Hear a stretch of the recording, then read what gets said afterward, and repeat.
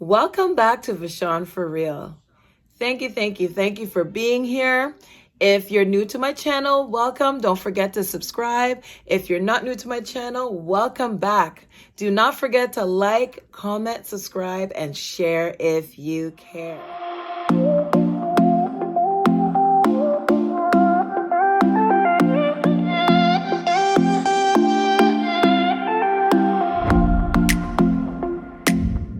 All right, so today's topic that we will be discussing today is how to make a birth plan. I've been wanting to do this for a very long time because I want to make sure that I can, help those out there, new moms to be, and mothers who, or anyone who is planning to have a baby, and how to properly prepare for giving birth. So if you haven't done so, go and get a notepad, pause the video, get a notepad, because you're going to want to take notes during this video, okay? Let me just tell you my story. I had a birth plan. I fixed it all up. I still have it written down. I wrote down everything that I wanted and what I wished for. I even went ahead and asked the hospital if they had some of my requests available. The day of, I had it in my bag. I didn't even use it. And all of the things that I wanted did not happen. So I want to make sure to emphasize that I know you'll be in pain, and hopefully you have someone, a loved one with you, whether, it's your partner, husband, also, if it's a friend, if it's a mother, if it's a father, whomever that is there, and they can also, I know you're in pain, but let's take a minute and make sure that your requests are granted. And sometimes they won't be, and I will discuss that with you during this video.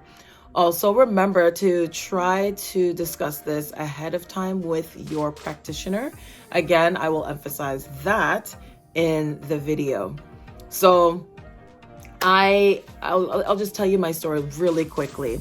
So basically, my water broke at home, and I took my time because my water broke. I didn't want to wait too much longer to get to the hospital, because you don't know at that point how long things are going to progress. So I went to the hospital, and as soon as my doctor arrived, he wanted to hook me up to induce me. And it wasn't like a thought or second guessing it or even questioning. You just get caught up in the moment and, the events that are happening. And I ended up getting hooked up to, I guess, the needle, whatever. And they induced me. And as soon as that happened, the pain threshold went from literally -1, and I'm not joking, because even when my water broke, I barely felt contractions. My friend was asking me, my friend Shar was like, do you feel any contractions? I was on the phone with her, and I was like, I think I felt one. I didn't even know when a contraction was actually happening. I went from 0 to 100 really quickly. It was unbearable. Not taking any medication. The nurse, she wanted to give me, I'm going to call it something like, let's say, morphine, or like an Advil, let's say. It's not that, but I don't remember the name. And she's like, yeah, it'll take the edge off. Edge. It amplified. And she's like, oh, I didn't tell you it was a miracle drug. Then why make me take it? I don't even want to take drugs in the first place, but why make me take it if you can't guarantee that there's going to be any relief whatsoever? Because at that point, I'm feeling like, that fake pain, because you're being induced. So it's like the pain is on another level, because I went from, there was no progression in my pain threshold.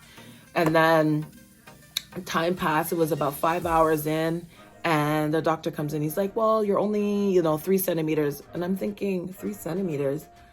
but it's been 5 hours. So, I mean, there are women who give birth and they're giving birth, like they're in labor for 24 hours. So he's like, oh, you're not progressing. And I'm thinking 3 centimeters isn't bad.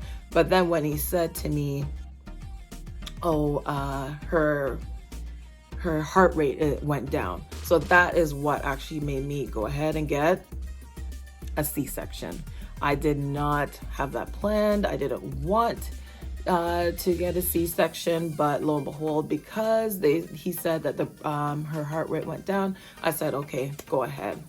And I'm just grateful that she was fine. Everything went well.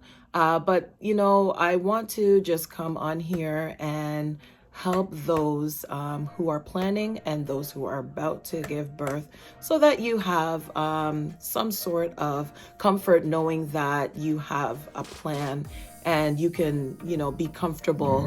Okay, so the first point is what to keep in mind. Remember, it is not a contract. It's not something your practitioner, your doula, whomever has to abide by. At the end of the day, it's what's best for you and the baby. Things may not be medically advisable for you in that moment, okay? Because things can change very quickly, medically, for both you and baby. And whatever you had planned, you have to be flexible, okay? Things may have to be adjusted at any given time for you and the baby's well-being. Also, for example, you may say no epidural, but 6 hours later, 6 hours in, you definitely can change your mind. It could be unbearable. Don't try to think you're not strong enough, or you are not up there with those other women who, you know, decided not to take it and they stuck to it. Sometimes you just have to take it, okay? If you need to take an epidural, go right ahead. And a good birthing plan is also flexible, okay? So now you have to have a birthing plan checklist. There is no right or wrong plan. Remember that. No right or wrong plan. Some may cover the basics and some may be a little bit more detailed. So it's up to you how you want to do it. You may want to just give yourself a little outline. Some people are a little bit more detail oriented and they want to make sure that they have everything covered. Okay? That's okay. However you would like to do it, make sure it's tailored for you. Also, every mother is different from what you want your experience to be and what you can likely expect based on your specific pregnancy profile and history. So you may be high risk, you may have high blood pressure, you may have fibroids that prevent the baby from coming down, and you may need to have a C-section. So you may have gestational diabetes.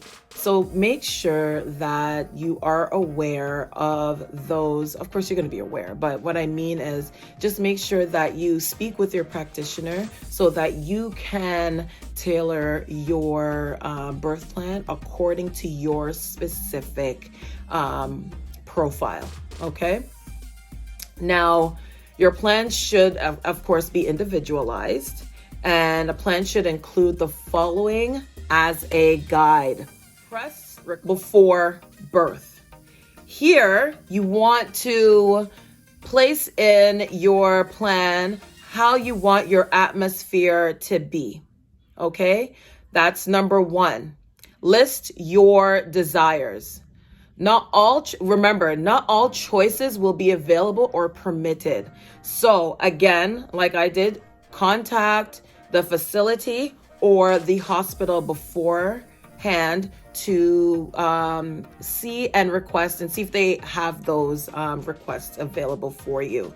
Remember, depending on the climate and what restrictions you may have, just always double check, because you don't want to go the day of and then asking for all these things and it's not going to be available.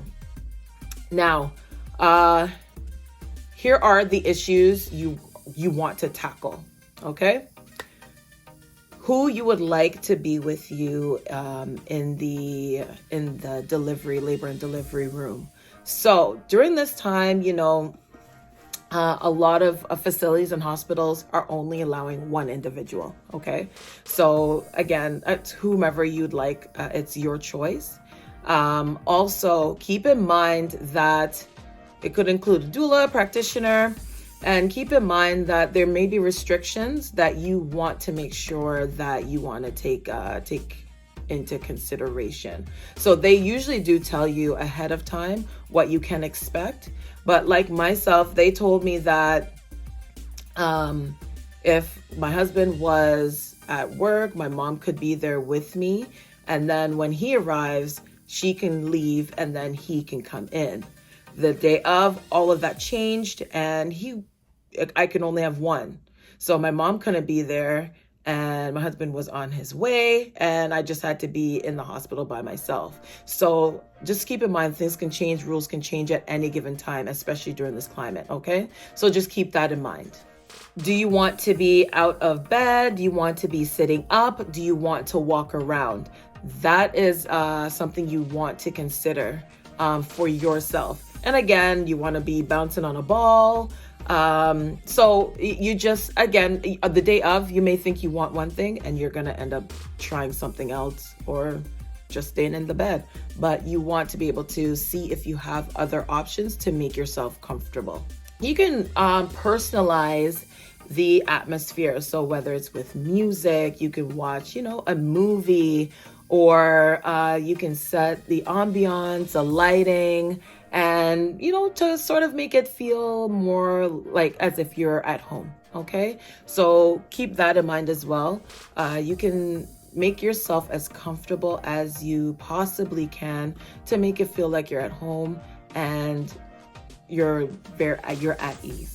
You can ask for different types of equipment, such as a birthing ball. You can ask for an in-room shower. You can also ask for a birthing tub. Some facilities and some hospitals actually have that. So you can ask, and remember, not all facilities and hospitals will have this, but it's something that you can request.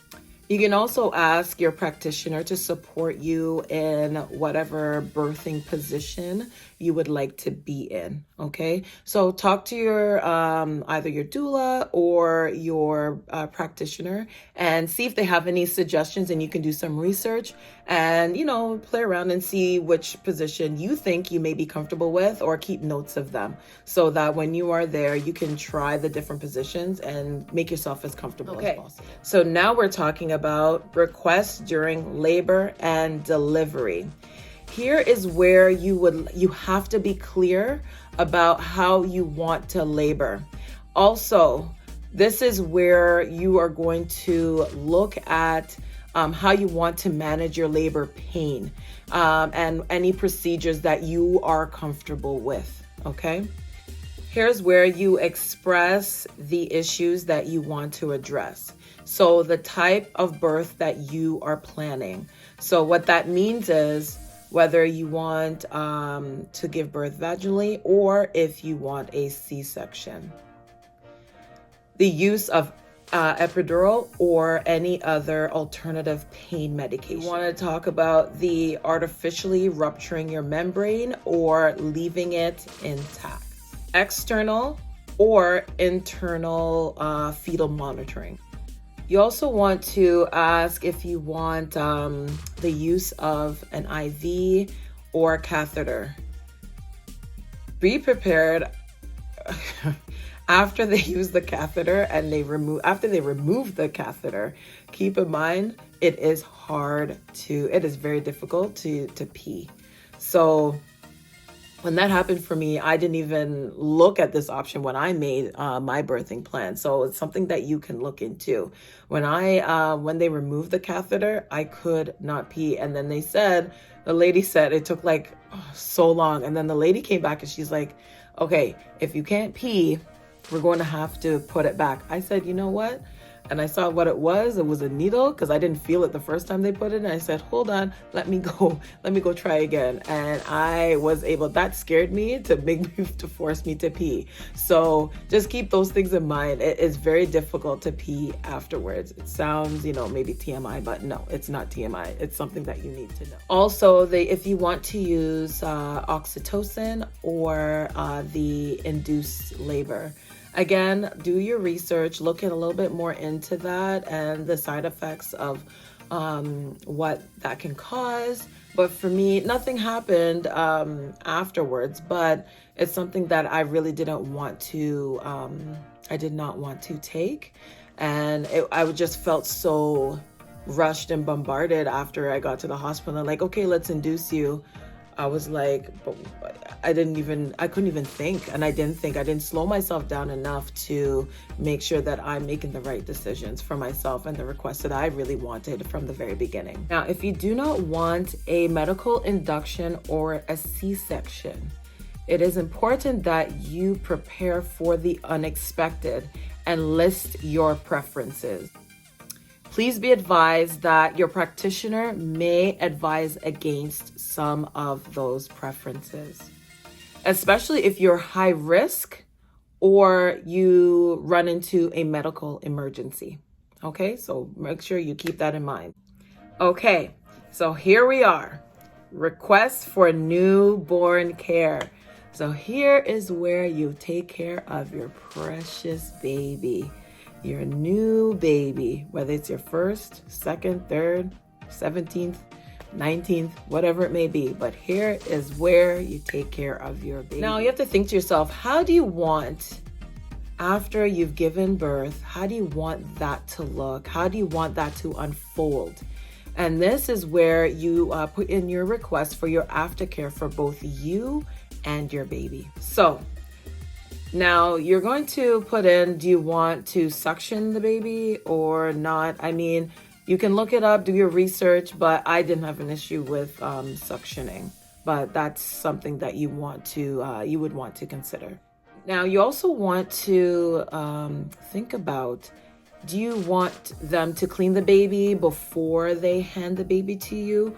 Or do you want them to hand the baby to you immediately without cleaning so that you can have the baby creep from belly to breast to chest? So that means, allowing the baby to feel your body and bringing it up so you can that your baby meets you for the first time. Now, you also want to discuss whether you want to immediately breastfeed or not. No one's mom shaming because it's really up to you.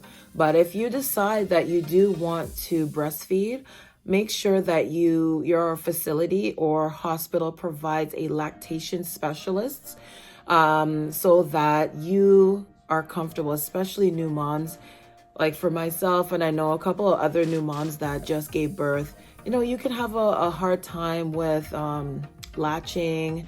And, sometimes the milk takes a little while to come in and you panic and you don't think you're doing things right and you're down on yourself. Having a lactation specialist is really important. They're there to cheer you on and to let you know that you're not doing anything wrong and that you can do this. So don't give up, okay? So if you do plan on breastfeeding, make sure that they offer you the opportunity to see a lactation specialist. Let the hospital and or facility know your requests around the placenta. As some people want to keep the placenta for later on for whatever reason. There are different facilities. If you want to look into it and do some research, you want to have them put the placenta away for you. You want to make sure that you put that request in. Keep in mind, once you've made your list, put it on a sheet of paper. That way you can stick it on the wall or somewhere visible for the nurses to see, for your doctor to see, so that they know that you have a birth plan. Remind them as well, but put it up so that they can see that you have a birth plan. Have it organized for, before, during, and the aftercare, and so that they can read it and abide by your requests. But again, keep in mind, Sometimes they're not always going to be permitted. It is based on your medical history, if there are any medical emergencies, and also what the hospital or facility offers. So, and be flexible, because your requests aren't always going to be granted, okay? So I hope that this video is of some use to you. You found it informational. You've got something for it. I really made this for those moms that are about to give birth or who are planning, and then you can really just do your research and figure out how you want your moment to be. So again, do not forget to like, comment, subscribe, and share if you care. If you are looking into advertising opportunities, feel free to contact me at vishaunforreal@gmail.com, and all business inquiries and requests can be made there. So stay tuned for more videos. And again, I keep saying, put in the comments what you would like for me to do next, okay? I'm here for you, and I'm here to give some information as much as I can to the masses or whomever, the new moms, family, friends, and those who stumble upon my page. So again, welcome and thank you. Stay tuned, okay?